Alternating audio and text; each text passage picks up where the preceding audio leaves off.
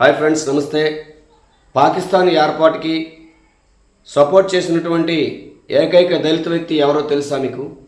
అలాగే సెపరేట్ అయినటువంటి పాకిస్తాన్కి న్యాయశాఖ మంత్రిగా అలాగే కార్మిక శాఖ మంత్రిగా పనిచేసినటువంటి వ్యక్తి ఎవరో తెలుసా?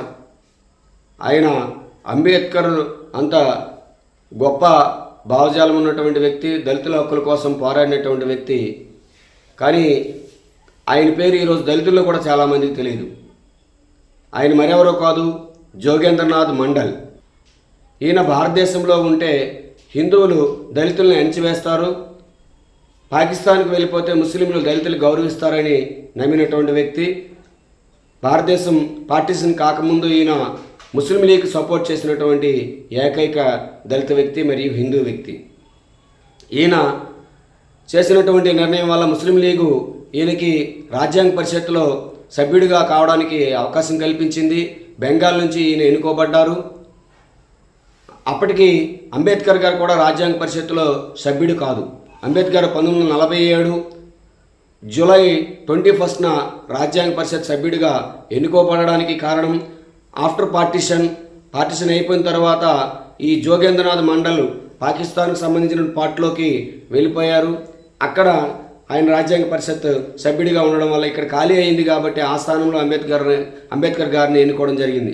అంటే 1946 డిసెంబర్ 6న ఏర్పడినటువంటి రాజ్యాంగ పరిషత్తులో అంబేద్కర్ గారు సభ్యులు కాదు, కానీ ఈ జోగేంద్రనాథ్ మండల్ మాత్రం సభ్యులుగా ఉన్నారు.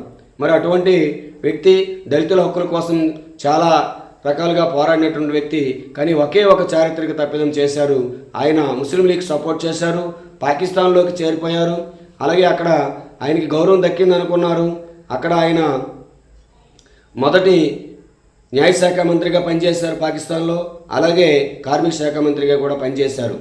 కానీ అక్కడికి వెళ్ళిన తర్వాత ఆయనకి అసలు రంగు అర్థమైంది.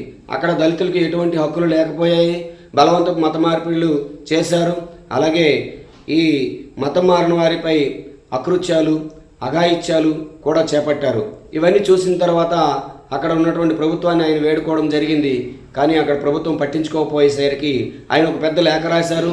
ఇక్కడ దళితులకి ఎటువంటి హక్కులు ఉండడం లేదు, వాళ్ళు మొదటగా ఇచ్చినటువంటి హామీలు ఏవి నెరవేరడం లేదు, అవి హామీలుగానే మిగిలాయి తప్ప దళితుల హక్కులకి అయితే ఎటువంటి రక్షణ లేదు అని చెప్పి ఆయన ఒక పెద్ద లేఖ రాసి ఆయన కేంద్ర న్యాయశాఖ మంత్రిగా రాజీనామా చేసి భారతదేశం తిరిగి 1950లో వచ్చేశారు.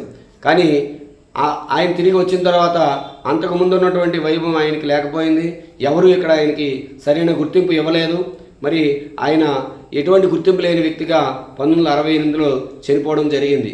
ఈయన చేసినటువంటి ఒకే ఒక తప్పిదం ముస్లిం లీగ్ సపోర్ట్ చేయడం, పాకిస్తాన్లో అయితే ముస్లింలు దళితులు గౌరవిస్తారని నమ్మడం. అలాగే మనం కూడా కొన్ని సందర్భాల్లో మన ఆలోచనలు ఒక ఒక ఒక క్షణంలో రైట్ అనిపిస్తాయి, కానీ అవి దీర్ఘకాలంగా ఆలోచిస్తే అవి తప్పు అని అది తప్పుడు నిర్ణయం తెలుస్తుంది. కానీ అప్పుడు సమయం తిరిగి రాదు కదా. కాబట్టి ఏదైనా ఒక నిర్ణయం తీసుకునేటప్పుడు ఆలోచించి తీసుకోవాలి. మనకి తోచిందే రైట్ అనుకోవడం కాదు, కొద్దిగా మేధావులతో చర్చించి మేధోమదనం జరిగిన తర్వాత ఒక నిర్ణయం తీసుకుంటే మంచిది. లేదంటే ఈ జోగేంద్రనాథ్ మండల్ లాగే అందరూ తప్పుడు నిర్ణయం తీసుకుంటే వాళ్ళ యొక్క ఉనికినే కోల్పోయే పరిస్థితి వస్తుంది. ఈరోజు దళితులైనా ఆయన్ని గుర్తించడం లేదు. ఆయన అంబేద్కర్ అంత గొప్ప వ్యక్తే, కానీ ఒకే ఒక తప్పుడు నిర్ణయం వల్ల ఎటువంటి ప్రాబల్యం లేకుండా ఈరోజు ఉండిపోయారు. కాబట్టి ఆయన్ని కనీసం భారతదేశం అంతా ఒకసారి ఆయన గురించి తెలుసుకోవాలి, ఆయన చేసినటువంటి తప్పుడు నిర్ణయం గురించి తెలుసుకోవాలి. ఆయన కూడా దళితుల హక్కుల కోసమే బలంగా పోరాడారు కాబట్టి దళితులైనా కనీసం ఆయన్ని గుర్తిస్తారని కోరుకుంటూ సెలవు. నమస్తే.